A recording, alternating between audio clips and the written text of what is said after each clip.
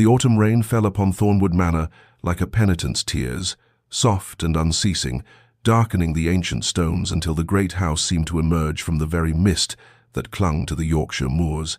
It was a lonely place in late October, made lonelier still by the silence that inhabited its corridors, not the comfortable quiet of a well-ordered household, but the heavy, oppressive silence of secrets kept and words unspoken. In the east wing, behind a door of solid oak reinforced with iron hinges that had not opened in 3 years, lived Viscount Adrian Ashford, master of Thornwood and all its lands, a man who had transformed his chambers into a tomb for the living. The door itself had become an object of legend among the staff, who spoke of it in hushed tones when they thought themselves unobserved that formidable barrier, with its heavy lock, that the Viscount had installed himself in the dark days following his return from the accident, his face bandaged, his instructions delivered through gritted teeth to the carpenter, who had worked with trembling hands under that terrible, pain-filled gaze. 3 years had passed since that door had closed, 3 years during which the Viscount had not emerged, not even once, receiving his meals through a small panel that opened only when the corridor was confirmed empty, conducting all estate business through written correspondence delivered by his valet, existing as little more than a ghost in his own home. The servants whispered, of course, as servants always do, about the scars that must be terrible beyond imagining, about the limp that had ended his riding, about the darkness of spirit that had descended upon a man once known for his vigor and sharp wit. Yet it was not the Viscount alone who haunted Thornwood's halls. Lady Catherine Ashford, his wife of 3 years and 3 months, moved through the manor like a figure in a painting, beautiful, composed, and utterly still in her loneliness. She was a woman of 27, with dark hair that she wore simply, and eyes of that particular grey that shifts between storm and dove depending on the light. Each morning she walked the corridor to her husband's chambers, her footsteps soft upon the Persian runner, carrying a letter written in her careful, elegant hand. She would pause before that locked door, her fingers resting briefly against the wood, as though she might feel some warmth from the other side, some sign of the man who lived beyond it. Then she would bend gracefully and slip the letter beneath the door, watching as it disappeared into the darkness of the gap, like a prayer offered to an indifferent heaven. The household pitied her, this neglected wife who maintained her dignity in the face of such peculiar abandonment, who managed the estate with quiet competence, who never complained or wept where others might observe. They did not know, could not know, that inside her chambers at night, Catherine would sit by her window and wonder if she had ever truly been married at all, or if the entire arrangement had been nothing more than an elaborate performance that had ended the moment her husband locked himself away, leaving her neither wife nor widow, but something suspended painfully between. But before our lover's fate is revealed, subscribe so you never miss a chapter of romance and scandal, and tell us in the comments, where are you watching from? Now, let's begin. Catherine had not wanted the marriage, not truly, though she had accepted it with the quiet grace expected of a gentlewoman whose family fortunes had declined and whose prospects had narrowed to this single opportunity, a union arranged between her father and the late Viscount Ashford's solicitors, a transaction of property and bloodlines in which affection was considered a pleasant possibility but hardly a requirement. She had arrived at Thornwood Manor 3 years and 3 months ago, in the full bloom of July, when the gardens were alive with roses and the moors stretched green and gold beneath endless skies, and she had met her betrothed in the formal drawing-room where he had stood with his back to the light, a tall figure with dark hair and darker eyes, his bow precise, his words polite, his entire manner communicating a careful, cultivated distance that had made her understand immediately that whatever this marriage would be, it would not be born of passion or even particular preference on his part. Adrian had been courteous during their brief engagement, correct in every particular, but there had been no warmth in his correctness, no curiosity about the woman he was binding himself to for life. He had inquired after her comfort, ensured her rooms were prepared to her satisfaction, and discussed settlements and arrangements with her father's representative, but he had never once asked her what she hoped for, what she dreamed of, what she feared in coming to this strange house to marry a stranger. Their wedding had been a small affair, attended by distant relations and local gentry who had come more out of obligation than celebration, and their wedding night had been much like their courtship proper, passionless, a duty discharged without cruelty, but equally without tenderness, leaving Catherine to lie awake afterward, wondering if this careful emptiness was to be the shape of all her days. In the weeks that followed, they had established the patterns of a polite cohabitation, formal dinners where they discussed estate matters and weather, separate chambers connected by a door that remained perpetually closed, occasional rides where Adrian would help her mount and then ride ahead, always just slightly out of reach. She had told herself that affection might grow in time, that patience and kindness on her part might gradually thaw the ice of their arrangement, and she had set herself to learning the management of Thornwood, to winning the respect of the household staff, and to making herself useful and unobtrusive, hoping that her husband might one day look at her and see not merely a wife acquired through obligation, but a woman worthy of his regard. She had been young enough then to believe that hope alone might be sufficient, that her quiet devotion might eventually earn what had not been freely given. But she had not anticipated the accident that would come 3 months into their marriage, nor the locked door that would follow, transforming their cold union into no union at all. Now, standing in the present autumn rain, Catherine bent once more before that unyielding oak barrier and slipped her daily letter into the darkness beneath, watching it disappear as all the others had disappeared, unanswered, unacknowledged, received into a silence that had become the defining feature of her married life. The accident came on an October morning much like this one, 3 months into their marriage, when the hunting party had assembled at dawn with horses steaming in the cold air and the hounds eager, their breath clouding white as they strained at their leads. Adrian had been an accomplished rider, known throughout Yorkshire for his seat and his nerve, and Catherine had watched him depart that morning with something almost like warmth in her chest, for he had looked back at her as he mounted, a brief glance that might have held the seed of something gentler than his usual formality. The messenger had returned before noon, riding hard, his face white with what he had witnessed, and Catherine had been summoned by the housekeeper, her heart already falling even before she heard the words. An unexpected ravine concealed by underbrush. The Viscount's horse had fallen. The Viscount had been thrown against rocks. His face had struck stone. There was blood, so much blood. The doctor was already sent for, but my lady should prepare herself. They had brought him home on a cart, his face wrapped in bandages already seeping red, his left leg twisted in a way that made the footman turn away, and through the laudanum haze he had been conscious enough to refuse her entry to his chambers, his voice a ragged thing she barely recognized. No, keep her out, she must not see. Catherine had stood in the corridor while the doctor worked, had pressed her hands against the door and called his name. They had offered comfort and received only silence, punctuated by groans of agony that pierced her in ways she could not have anticipated, given the coldness of their union, for he was still her husband, still a human being suffering beyond that unyielding wood, and she found she possessed a capacity for concern that their brief, distant marriage had not yet extinguished. The doctor had emerged hours later with blood on his sleeves and gravity in his expression. The Viscount would live, but his face bore scars that would be permanent. His left leg had been set but would always pain him. He would walk with a limp, and his lordship had been most insistent violently, so that her ladyship was not to enter, was not to see him. The trauma had been not only physical but psychological. Perhaps in time his reason would return,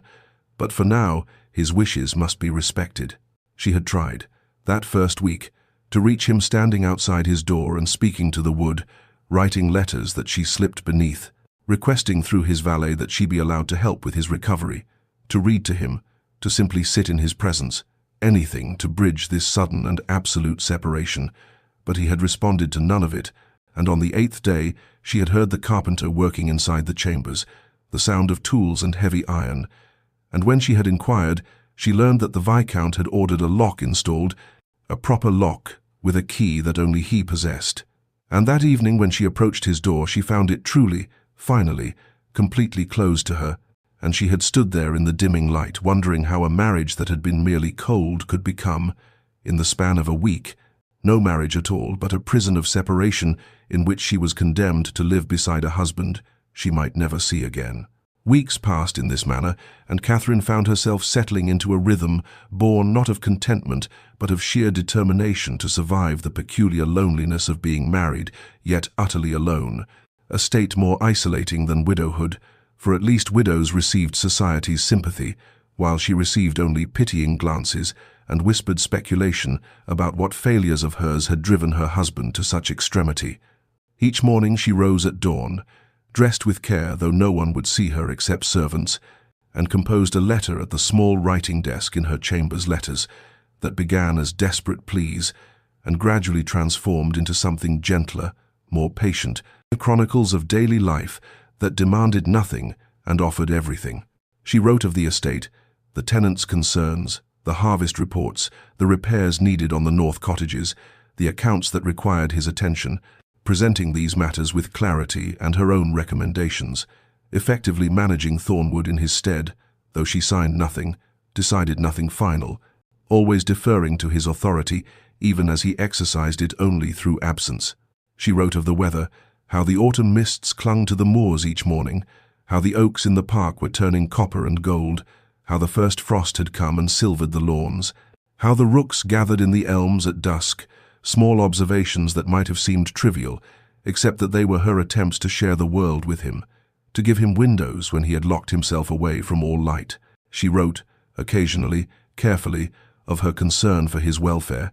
Was he eating sufficiently? Was his leg paining him? Would he permit the doctor to call? Might he need books or anything else that she could provide? Questions posed gently, without accusation, without demands, merely offerings of care that she folded into cream-colored paper and slipped beneath his door each morning before the household fully woke. After delivering each letter, she would proceed to the library, a long room with tall windows overlooking the gardens, separated from Adrian's chambers by only a single wall, and there she would spend her mornings reading, managing correspondence, reviewing the household accounts, always conscious that he was there, just beyond that wall, so close and yet unreachable, as if he inhabited not merely another room, but another realm entirely. The servants treated her with a deference edged with pity that made her want to scream, for she was neither widow nor wife but something suspended between states, a viscountess who commanded the household yet had no access to the viscount, and she knew they whispered about her in the kitchens, wondered what she had done or failed to do to merit such abandonment, speculated about whether she would seek an annulment or simply fade into the half-life of permanent separation. But Catherine had discovered within herself a stubbornness she had not known she possessed, a refusal to accept that the locked door was the end of everything she had married. Adrian, for practical reasons, true, but she had also harbored hopes, small and carefully guarded, that they might build something meaningful together, and those hopes had not died with his seclusion, but had instead transformed into a quieter, deeper determination. She would not abandon him as he had abandoned her, would not cease reaching toward him, even if her hands met only wood and iron and silence, would not stop writing letters, even if they vanished into darkness and were never answered. For what else could she do? What else did she have except this daily ritual of connection attempted if not achieved, this insistence that a marriage existed even when one party refused to inhabit it? Adrian heard her footsteps each morning, the soft whisper of skirts against carpet, the measured pace that stopped just outside his door, and then the silence as she knelt. He imagined her kneeling, though he could not see to slide the letter beneath the narrow gap between door and floor, and he would wait, barely breathing, until her footsteps retreated before he moved from where he stood, pressed against the wall like a man hiding from executioners, waited until he was certain she had gone, before he approached the door and retrieved the cream-colored paper that had become his only connection to a world he had renounced. He read every letter, sometimes immediately, sometimes after hours of staring at the folded paper as if it might burn him, but always he read them, standing by the window where the light was strongest, his fingers, the only parts of him that remained unmarred, tracing her careful handwriting as if he could absorb something of her through the ink and paper, as if words could substitute for the presence he denied himself and denied her, though he told himself, endlessly, obsessively, that his denial was mercy, that his locked door was an act of love rather than cowardice. Asterisk. She must not see what I have become. Asterisk, he thought each morning when her shadow appeared beneath his door, that slim line of darkness that announced her presence as surely as a herald, and he would move to the door and stand there, his ruined face inches from the wood, his hand rising to touch the panel where he imagined her hand rested on the other side. separated by oak and iron, and his own implacable will, and sometimes he heard her breathe, thought he heard her breathe, or perhaps he only imagined it. But in those moments, the temptation to unlock the door nearly unmanned him entirely. The mirror in his chambers had been covered with cloth after the first week, after he had looked upon his reflection and seen not Adrian Ashford, but some Gothic horror. The left side of his face, a landscape of red and purple scarring that pulled his eye downward and twisted his mouth into a permanent suggestion of a sneer. The proud, straight nose now crooked, the smooth skin of his temple and cheek replaced by tissue that resembled melted wax, grotesque and shocking and utterly irreversible, according to the doctor who had dared suggest that her ladyship's presence might comfort him, as if Catherine should be subjected to this monstrosity, as if she should be asked to look upon him with anything other than revulsion or, worse, that terrible pitying kindness that would destroy him more thoroughly than the accident itself had done. He had released her, he told himself, by locking the door, released her from the obligation to tend a husband who had become an object of horror, freed her to live her life in whatever manner brought her peace, and if she chose to write letters he could not stop her, but neither would he encourage her by responding, though each letter made that resolution more difficult to maintain, for she wrote with such care, such attention to small beauties, such evident loneliness delicately expressed, that he found himself craving the next letter even as he dreaded it, found himself listening for her footsteps, like a prisoner listening for the guard, who brings both sustenance and reminder of captivity. Months later, winter arrived with the inevitability of judgment, transforming Thornwood Manor into a landscape of whites and greys, where the bare trees etched stark patterns against leaden skies and snow, muffled the world into a silence that seemed to Catherine both beautiful and oppressive, another layer of isolation added to the one she already endured.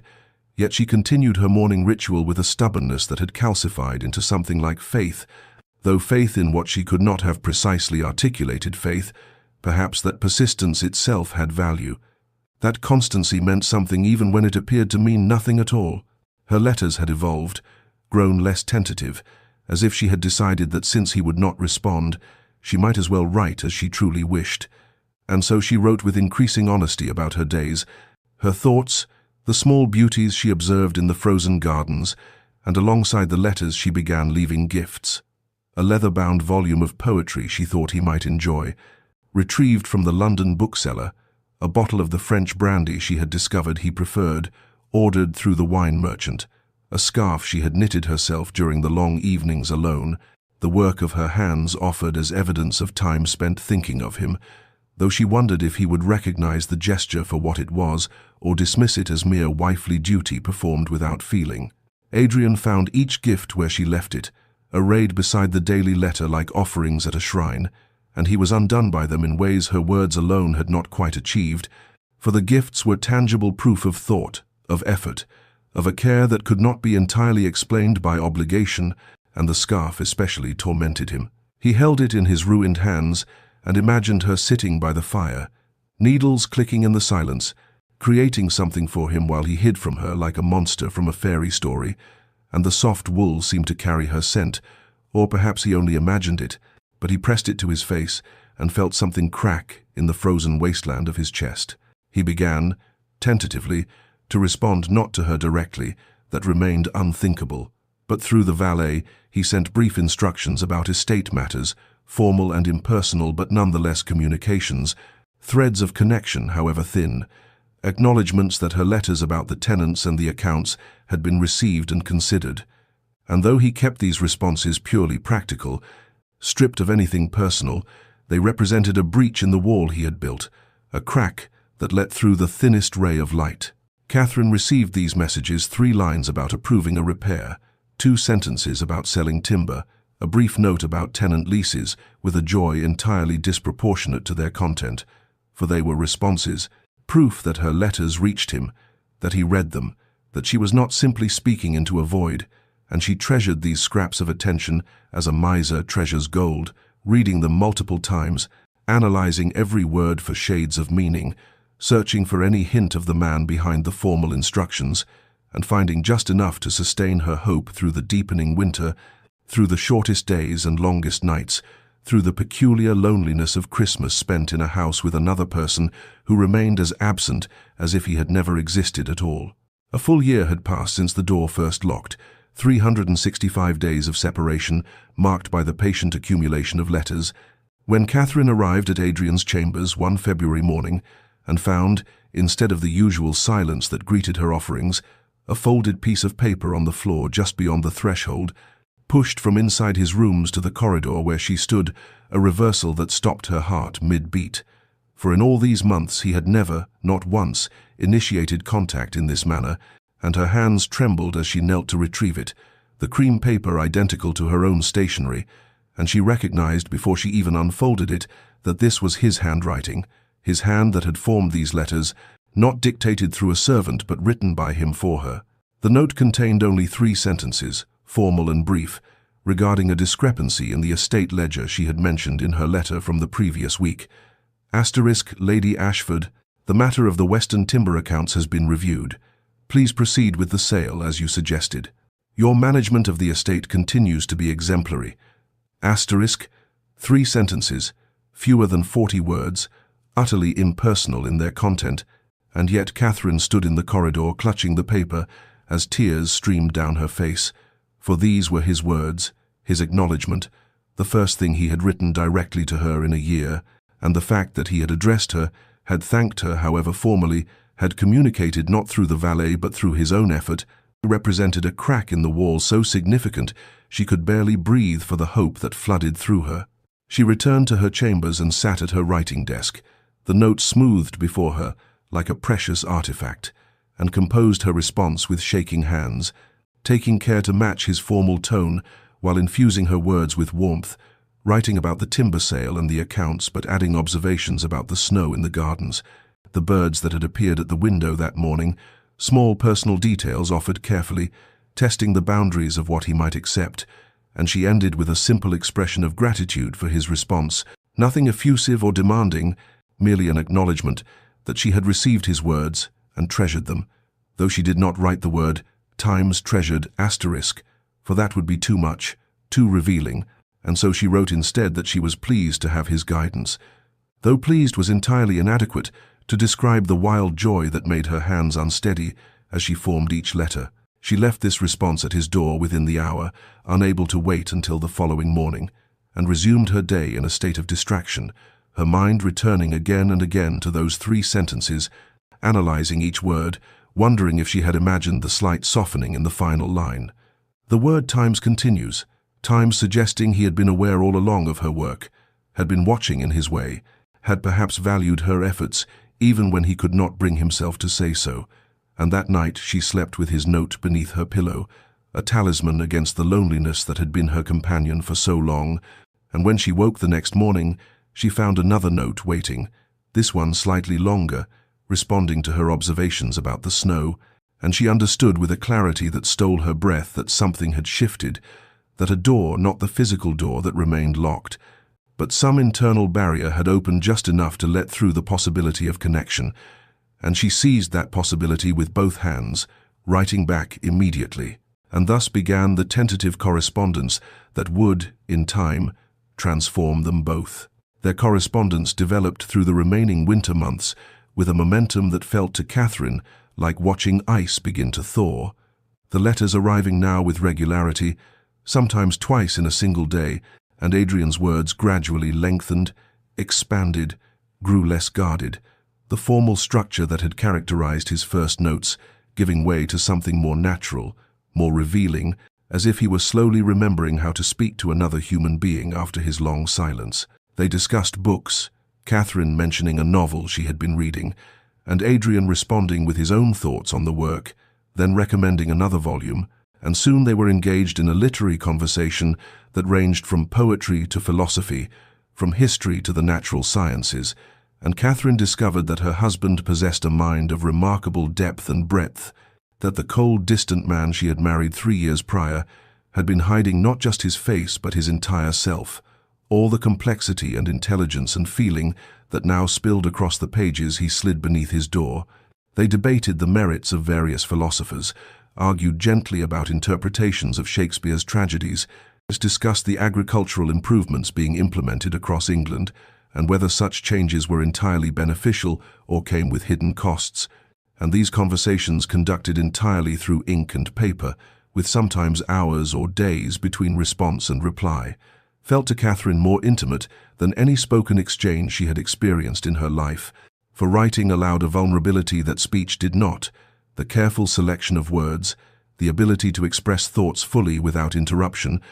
the permanent record of feelings that might have evaporated in the air between two people, but instead remained fixed on paper, readable again and again, proof that these thoughts had been thought and these feelings felt. Catherine recognized, with a clarity that made her heart ache with both joy and sorrow, that this was the courtship they had never had, that Adrian was wooing her through words in a way he had never attempted in person, and she responded in kind, letting her own personality emerge more fully in her letters, her humor and her observations, and her quiet strength, all the things she had kept carefully hidden during their brief, formal marriage, and she sensed him responding to this revelation of her true self, his letters growing warmer in tone if not yet in explicit content, for they still avoided anything too personal, still skirted around the edges of their situation, the locked door and the separation and the years of silence. As if by unspoken agreement, they had decided that these practical matters need not intrude upon the world they were building together in their correspondence, a world where they could be simply two minds meeting, two souls discovering each other without the complications of bodies and appearances and all the pain that attended physical reality. Adrian found himself living for these exchanges, his days organized around the arrival of her letters and the composition of his responses, hours spent at his desk drafting and redrafting his words, trying to express thoughts he had kept locked away as firmly as he had locked his door, and he realized, though he could not yet have admitted it even to himself, that he was falling in love with his wife through this strange, constrained medium, that the woman who emerged from these letters was someone he wanted to know more deeply than he had ever wanted anything, and the door that separated them seemed simultaneously insurmountable and increasingly absurd, a barrier that protected him from her imagined horror at his appearance, but also prevented the very connection he craved with an intensity that bordered on physical pain. As spring arrived at Thornwood Manor, bringing with it the tender green of new leaves and the soft insistence of warmth after winter's long grip, the correspondence between Adrian and Catherine shifted in a manner so gradual that neither could have identified the precise moment when their letters ceased to be merely intellectual exchanges and became instead confessions of the heart, though if pressed Catherine might have traced this evolution to the morning in late March, when Adrian's letter, instead of discussing the merits of a particular historian's interpretation of the Roman Empire, asked her a question so simple and yet so profound that she had stared at the words for a full minute before understanding their significance. Asterisk, what do you do with your afternoons, Catherine, when the estate business is concluded and the house grows quiet? Asterisk, he had used her Christian name without the formal lady that had preceded it in all previous correspondence, and he had asked not about her duties or her opinions on some abstract matter, but about her actual life, the hours of her days, the texture of her existence, and she had responded with care, describing her walks in the garden, her reading, the watercolors she had taken up again after years of neglect, and then, because his question had opened a door she had not dared approach before, she wrote about her loneliness, not with accusation or self-pity, but with simple honesty. Asterisk, the afternoons are long, Adrian, and I confess there are moments when the silence of this great house feels less like peace and more like absence, when I wonder what it might be like to share these hours with someone who might wish to know how I spend them. Asterisk. She had hesitated before including this last line, her pen hovering above the paper, wondering if she was pushing too far, too fast, but she had sealed the letter before caution could overtake courage, and his response had come within hours, faster than usual, and his words had made her heart stammer in her chest. Asterisk, I wish to know everything about your hours, Catherine. I have wondered about your afternoons, your mornings, your evenings, every moment that passes, while I sit behind this damned door like a coward, too afraid to claim the life that waits beyond it. Asterisk. It was the first time he had acknowledged the door, the separation, the abnormality of their situation, and it was the first time he had revealed frustration with his own choices, anger at himself rather than at fate or circumstance, and Catherine understood that something fundamental had shifted, that the careful dance they had been performing through their letters had moved into new territory, dangerous and thrilling and terrifying in its intimacy, and from that day forward their correspondence became a kind of courtship conducted with increasing boldness. Adrian writing about his own fears, not in abstract philosophical terms, but in direct, personal language, telling her that he dreamed of her voice, that he remembered the way she had smiled at something amusing during dinner in those brief months before the accident, that he feared his scars would repel her, but feared more that his isolation had already destroyed whatever chance they might have had for happiness, and Catherine responding with her own truth, that she had fallen in love with the man who wrote these letters, that she knew his soul now in ways she never could have known it, through mere physical proximity, that his scars could mean nothing to her, when his words had already shown her the beauty of his mind and heart, and the household staff, who had grown accustomed to the strange arrangement of their master and mistress, began to notice that Lady Catherine moved through the manor with a lightness that had been absent for years, that she smiled more readily, that she seemed to glow with some inner radiance that transformed her from merely pretty to genuinely beautiful, and they whispered among themselves that perhaps the lady had taken a lover, for what else could explain this sudden joy, not understanding that she had indeed fallen in love, but with her own husband, and that he had fallen equally in love with her, and that they were conducting their affair through paper and ink, consummating their devotion through words that could not touch, but somehow conveyed more tenderness than any physical caress they had yet shared. The fever came upon Catherine in early May, 2 years and 3 months after the door had first locked, arriving with the sudden violence of a spring storm that had no respect for the fragile happiness she and Adrian had been building through their letters, and it began as nothing more than a headache and slight chill that she dismissed as fatigue from overseeing the planting of the kitchen gardens. But by evening she was trembling so violently that her maid had to help her to bed, and by the following morning her skin burned with a heat that seemed to come from some furnace deep within her body. And the doctor was summoned from the village, his grave expression as he examined her sending the household staff into whispers of concern and fear, for fever was a common enough visitor to English manor houses, but one that left as often, with a life claimed as with a patient restored. And Adrian, in his chambers, heard the unusual commotion in the hallway, and the rapid footsteps and hushed, urgent voices,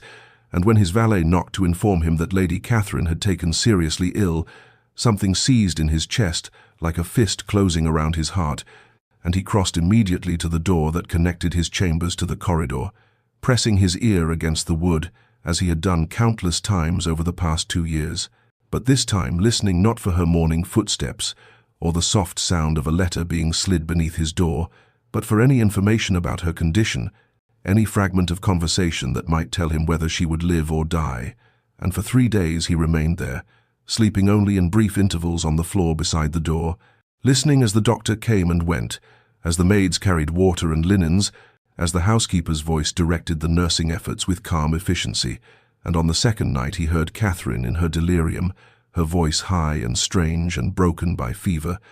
calling out words he could not quite discern, and then, clear as a bell through the heavy oak, he heard her call his name Adrian, not with fear or accusation, but with longing, with need, with a vulnerability that shattered something fundamental inside him,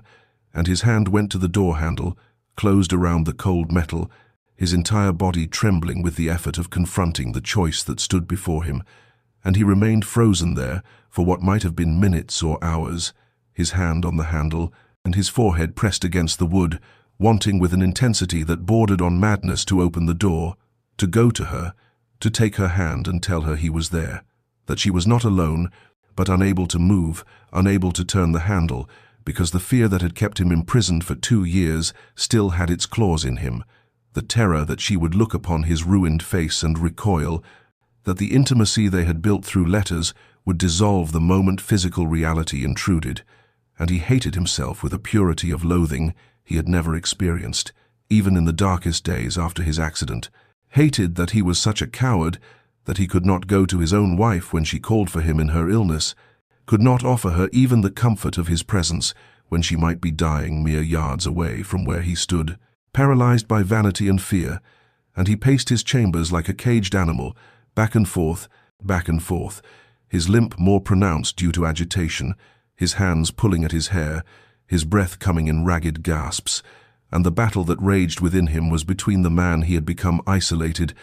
afraid, ruled by shame, and the man he wanted to be, the man Catherine's letters had shown him he might still become, if only he could find the courage to step beyond the prison of his own making. On the 5th day, when the fever finally broke and Catherine woke to find herself weak as a newborn lamb, her nightgown damp with the sweat of crisis past, and her throat raw, and her limbs trembling with the effort of simply sitting upright against the pillows her maid had arranged, the first thing she thought of was not her own relief at having survived, nor gratitude for the doctor's skill or the staff's devoted nursing, but rather the fact that during her delirium she had called for Adrian and he had not come, and this knowledge settled into her chest, not with anger or even disappointment, for she had long ago accepted the parameters of their strange marriage, but with a clarity that felt like the fever had burned away all pretense and left only truth, raw and undeniable, and she understood with sudden and complete certainty that she could not continue as they had been,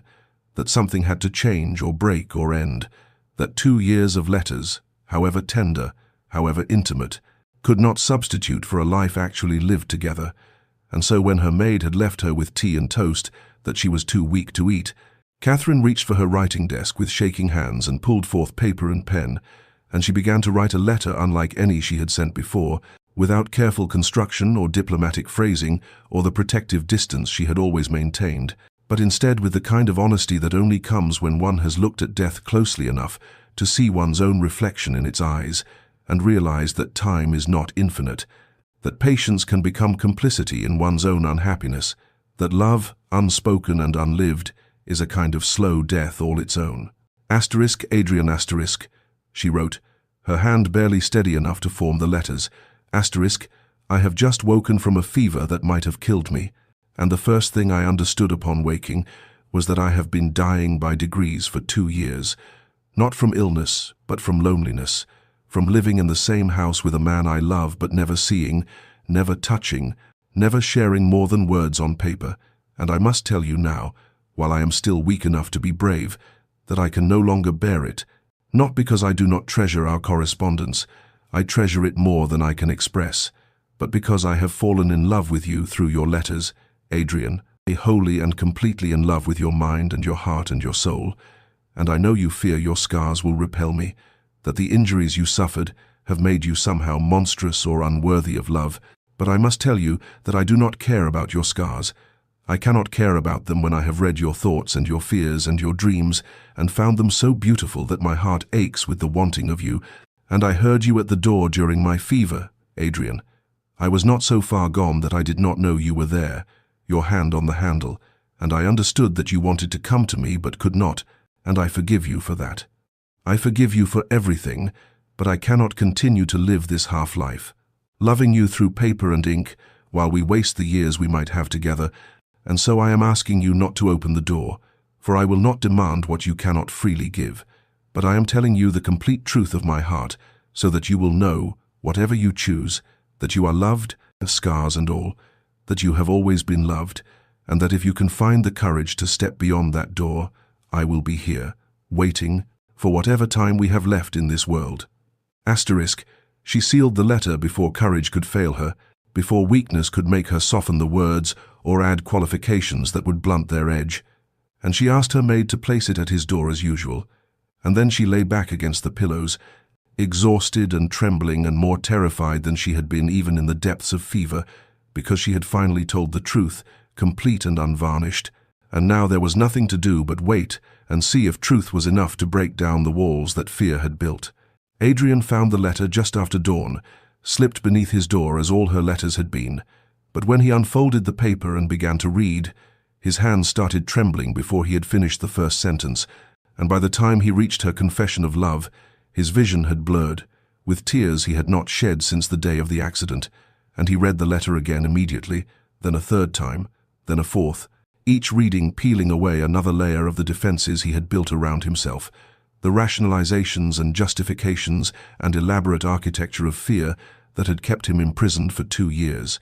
And with each reading, Catherine's words struck deeper, her honest confession of loving him despite his scars, her gentle revelation that she had heard him at the door during her fever, and understood both his desire to come to her and his inability to do so, her forgiveness offered before he had even asked for it, and most devastating of all, her statement that she could no longer bear the half-life they were living, that patience had reached its limit, that time was not infinite, and he understood, with sickening clarity, that his isolation, which he had always told himself was an act of mercy to spare her from his monstrous appearance, had in fact been the deepest cruelty, that by hiding himself away he had not protected her, but rather condemned her to a loneliness as profound as his own, perhaps more so because she had chosen to stay, to write, to love, while he had chosen only to hide. And the self-loathing that had sustained his isolation for 2 years transformed in that moment into something else, a fury at himself for wasting so much time, for causing her so much pain, for being too much a coward to accept the love she was offering. And he crossed to the mirror that he had covered with cloth on the day he first locked himself away, and he tore the cloth down and forced himself to look at what he had become, the scar that ran from his left temple down across his cheek to his jaw, the way it pulled his mouth slightly to one side, the matching scar on his neck where the boar's tusk had caught him as he fell. And yes, the scars were ugly, disfiguring, permanent, but as he stared at his reflection, he remembered Catherine's words, "Times I have read your thoughts and your fears and your dreams, and found them so beautiful that my heart aches with the wanting of you times." And he understood suddenly that she was right, that the scars were nothing, that they had never been the real barrier, that the true prison had always been his own mind, his own fear,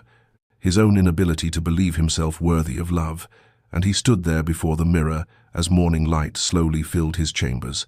the letter clutched in his hand, and the battle that raged within him was fierce and terrible.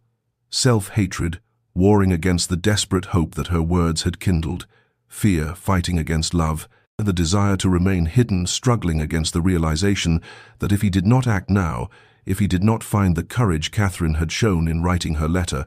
he would lose her not to death but to something worse, to resignation, to a lifetime of existing in proximity but never truly together. And as dawn broke fully over Thornwood Manor, something crystallized in Adrian's chest,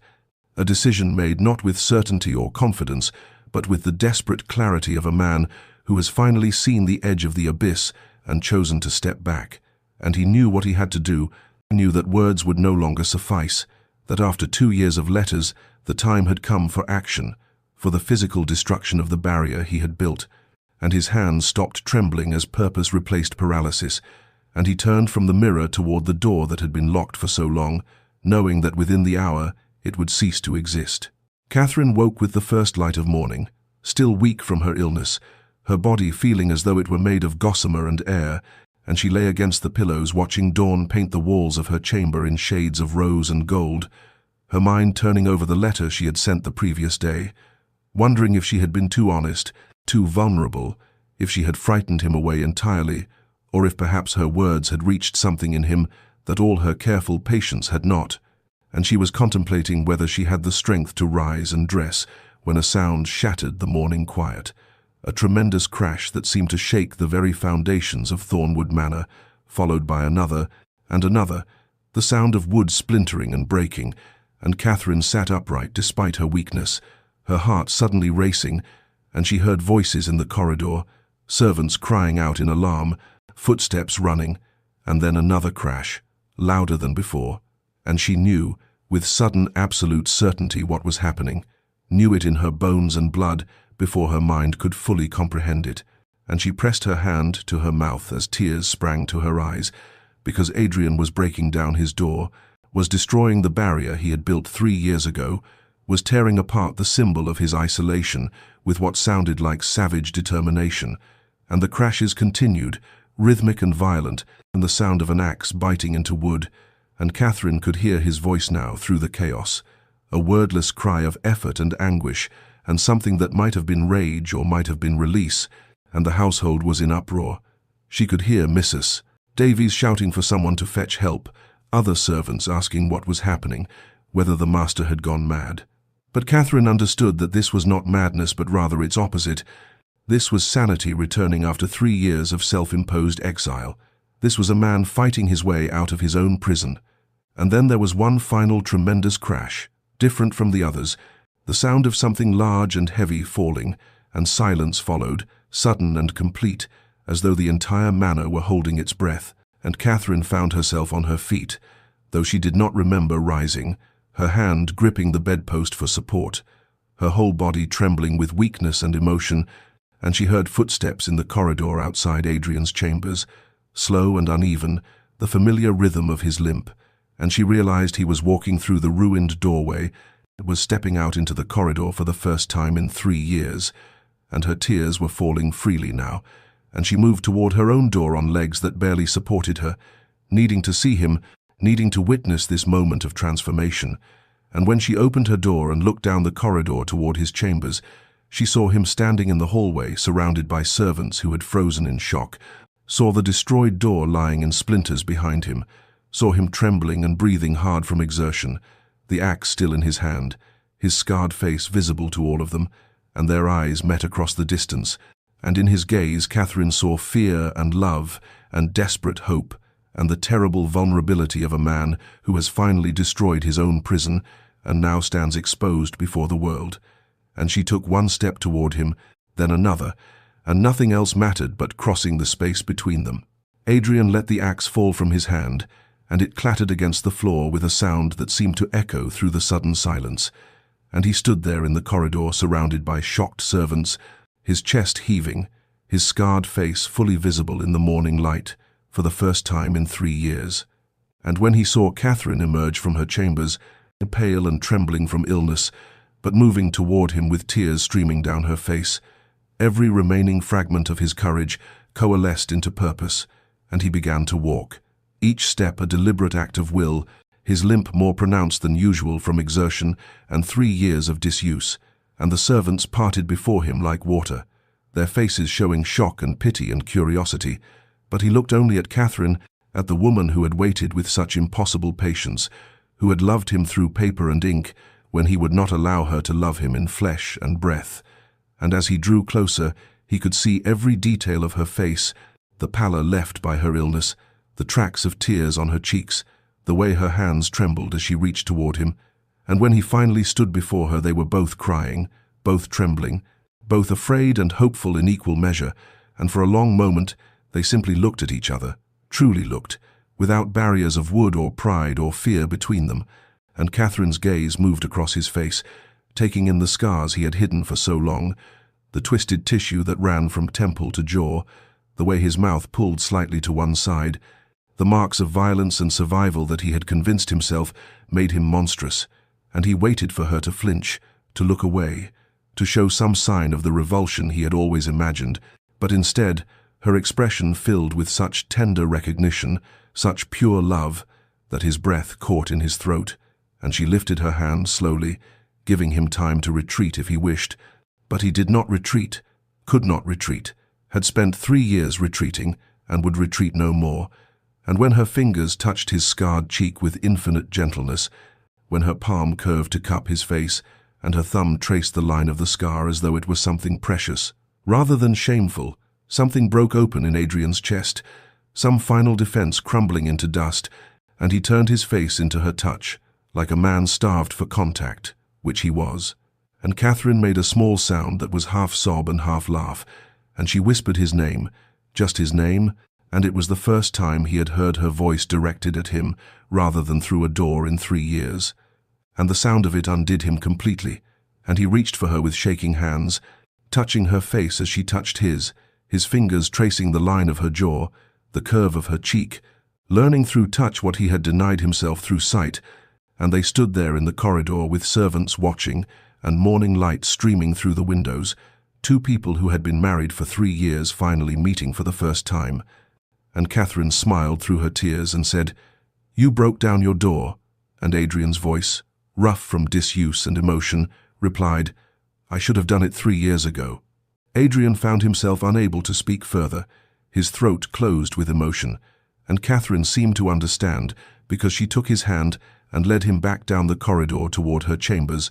away from the curious eyes of servants, and when they were alone behind her closed door, the world seemed to narrow to just the two of them. Into this room, filled with morning light and the 3 years of longing that hung between them, like something almost tangible, and Adrian's voice, when he finally found it, was rough and broken as he said,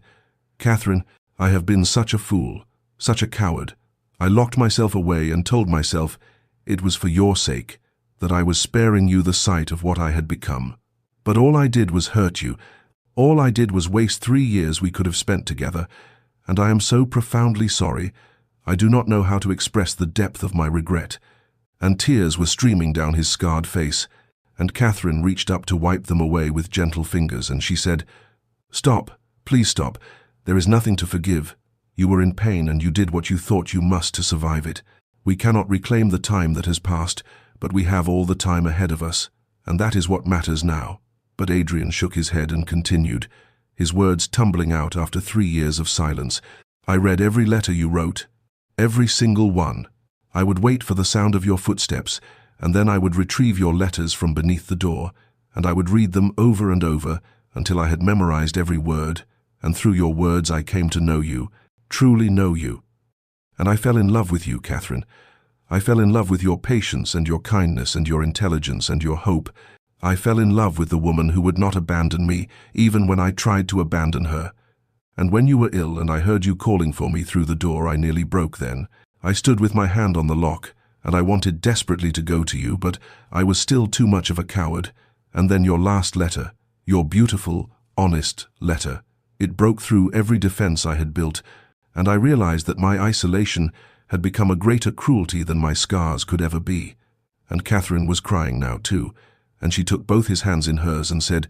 "I fell in love with you too, through ink and paper. I fell in love with your mind and your soul. You wrote to me about books and philosophy, and I saw the man you truly are beneath the scars you think define you. And Adrian, my dearest Adrian, those scars are simply part of you now. They do not diminish you. They do not make you less. They are marks of survival, and they cannot change how I see you." And he pulled her close then,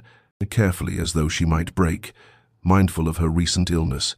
And she came into his arms without hesitation, and they held each other for the first time in 3 years, for the first time truly ever, and it was both the reunion of long-separated lovers and the beginning of something entirely new. And Adrian buried his face in her hair and breathed in the scent of her and felt her heart beating against his chest. And Catherine's arms tightened around him and she whispered, "You are here, you are finally here." And they stood together in the golden morning light, with 3 years of letters between them and a lifetime stretching ahead. And everything that had been broken was beginning, at last, to heal. The following weeks unfolded like the slow turning of pages in a book long left unread, and Adrian emerged into his own household as though into foreign territory.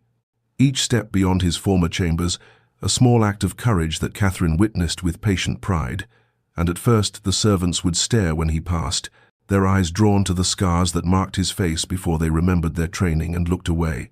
And Adrian felt each glance like a physical touch, a reminder of the monster he had believed himself to be, but Catherine was always there beside him, her hand in his or her presence at his shoulder, and when he faltered, she would steady him not with words, but with the simple constancy of her faith in him. And gradually the household adjusted, the initial shock fading into acceptance, and then into something warmer as they witnessed the devotion between the Viscount and his lady. And Adrian began to remember what it was to live rather than merely exist, to walk through rooms filled with light rather than to hide in shadow, to speak aloud rather than to communicate only through written words, though the letters continued because some habits were too precious to abandon. And each morning Catherine would find a note tucked beneath her pillow or slipped into her book, small missives that said the things Adrian found easier to write than speak, declarations of love and gratitude and wonder that she had waited for him, and she would write back, leaving her responses in the pockets of his coat or folded into his napkin at breakfast. And this epistolary courtship that had begun through a locked door now became a tender game between them, a private language of paper and ink that belonged to them alone, and they walked the gardens together in the afternoons, Adrian's limp more pronounced on the uneven paths, but Catherine matching his pace without comment, without the pity that would have wounded him, and sometimes she would link her arm through his for balance, and sometimes he would pause to catch his breath, and she would wait beside him, pointing out the first roses or the way the light fell through the trees, giving him time without making him feel diminished. And physical intimacy developed slowly between them. Carefully, each touch a question asked and answered, his fingers learning the curve of her waist as hers learned the landscape of his scars. And there were moments when Adrian would freeze, when old fears would surface and he would pull away, certain that she must be repulsed despite all evidence to the contrary. And Catherine would give him space but never distance. They would wait until he returned to her, as he always did. And one night when she kissed the scarred side of his face with deliberate tenderness, he wept, and she held him and whispered that every part of him was dear to her, that his scars were part of his story and therefore part of what she loved. And trust was rebuilt in these small moments, through patience and presence and the gradual understanding that love need not be perfect to be real, that healing was not an event but a process, and that they had all the time in the world to learn each other beyond the words they had written, to become in flesh what they had begun on paper. Months passed and spring surrendered to summer, and with the changing season came a transformation not only in Adrian and Catherine, but in their relationship to Thornwood itself. For Adrian had spent 3 years knowing his estate only through ledgers and reports and Catherine's detailed letters, and now he wished to see it through his own eyes, and to meet the tenants whose names he knew, but whose faces had become distant memories, and so they began to ride out together across the lands that were his responsibility and his heritage, Catherine side-saddle on her gentle mare, and Adrian on the stallion he had not ridden since before the accident, his seat less sure than it once was, but determined nonetheless. And their first visit was to the Hendersons' farm on the eastern border, and Adrian felt his stomach clench as they approached, knowing that Thomas Henderson had been with him on the hunt the day of the accident, had witnessed the fall and the blood and the terrible aftermath. And when Thomas came out of the farmhouse, his eyes widened at the sight of the Viscount, and there was a moment of terrible suspended silence before Catherine said something warm about the fields looking prosperous, and Thomas seemed to recover himself and began speaking of drainage issues and crop rotation, and gradually the awkwardness faded, though Adrian could feel the man's eyes drawn again and again to his scars. But Thomas's children had no such restraint, and they stared openly until their mother scolded them, and it was Catherine who knelt down to their level and spoke gently to them, explaining that their lord had been hurt, but was quite well now. And the youngest girl, emboldened, asked if it hurt, and Adrian found himself answering honestly that it had once but did not anymore. And something in that simple exchange broke the tension, and by the time they left the Hendersons' farm, Adrian felt as though he had crossed some invisible threshold, and over the following weeks they visited every tenant, farm and cottage, and each visit became easier than the last, and Adrian began to see that while people might initially react to his appearance, they quickly adjusted, especially when they witnessed the way Catherine looked at him, the obvious devotion between the Viscount and his lady, and there was something powerful in being seen together, in Catherine's hand resting naturally on his arm or her smile when she glanced at him, for her lack of revulsion gave others permission to look past the scars to the man beneath, and Adrian found himself genuinely interested in the lives of these people he had neglected for so long, discussing improvements to cottages, listening to concerns about flood walls and market prices, and Catherine would add her own observations, for she had been managing much of the estate in his absence and knew these families well, and watching her move among the tenants with such natural grace and genuine care, Adrian felt a surge of pride and love so intense it nearly overwhelmed him. And one evening, as they rode back through fields golden with late summer sun, he turned to her and said, "I built my own prison, did I not? All this time I believed the world would reject me, but it was I who rejected the world." And Catherine reached across the space between their horses to take his hand and replied, "But you are here now, and that is what matters. You have come back to the living, to me, to all of this." And they began to speak of the future, of improvements they might make, not only to the estate but to their lives, of the children they might have to inherit these fields and forests, of growing old together in a house that had once felt like a mausoleum but was beginning to feel like a home. And Adrian realized that the true prison had never been his chambers, but his own fear, and Catherine had given him not only her love, but the courage to unlock the door. Adrian stood before the splintered remains of his chamber door in the days following its destruction, and something stirred within him, a recognition that the physical barrier he had shattered was only the most visible symbol of walls that needed dismantling, and so he summoned the estate's master carpenter and made a request that caused the man's eyebrows to rise in surprise. He wished the door rebuilt, but this time with panels of glass set into the frame, clear glass that would allow light to pass through and forms to be visible on either side. No more solid oak barriers that transformed rooms into prisons. And the carpenter nodded slowly, understanding perhaps more than Adrian had spoken aloud, and within a fortnight the work began, and Adrian and Catherine watched as craftsmen installed a door that was both boundary and window, privacy without isolation, a threshold that invited crossing rather than forbade it, and Catherine stood beside him as the final pane was set in place and said quietly, "No more locked doors between us." Then,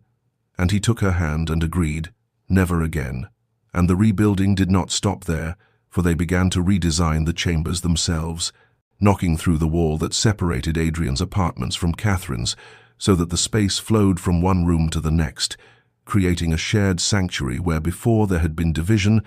and Catherine chose fabrics in warm colors to replace the dark hangings that had made Adrian's chambers feel like a tomb,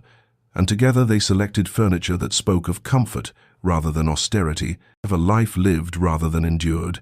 And as the physical space transformed, so too did the emotional landscape between them, for they spoke now of things long left unsaid, of the time wasted in fear and isolation, of regrets that could not be changed but could be learned from, and they spoke too of hope, of the future stretching before them full of possibility. And one evening, as they sat together in the newly opened space, Catherine's head resting against Adrian's shoulder, she said softly that she wished to fill Thornwood with more than just the two of them, that she wanted the house to ring with children's laughter and to be a home in truth rather than simply an estate. And Adrian felt something catch in his throat at the image she painted, at the life she was offering him, a life he had believed himself unworthy of, but which she insisted he deserved. And he kissed her temple and whispered, "Yes, yes," to all of it, to every dream she held. And as autumn arrived and the leaves turned gold and crimson, Catherine came to him with news that made his heart stutter, and saw she was with child. Their child, a new life born of the love they had cultivated through letters and patience and the courage to break down doors. And Adrian's joy was so profound it frightened him in its intensity, this happiness that seemed too vast to contain, too precious to trust. But Catherine laughed at his wonder, and took his hand and placed it on her belly, where no change was yet visible, and said, "You see, we are not endings but beginnings, you and I."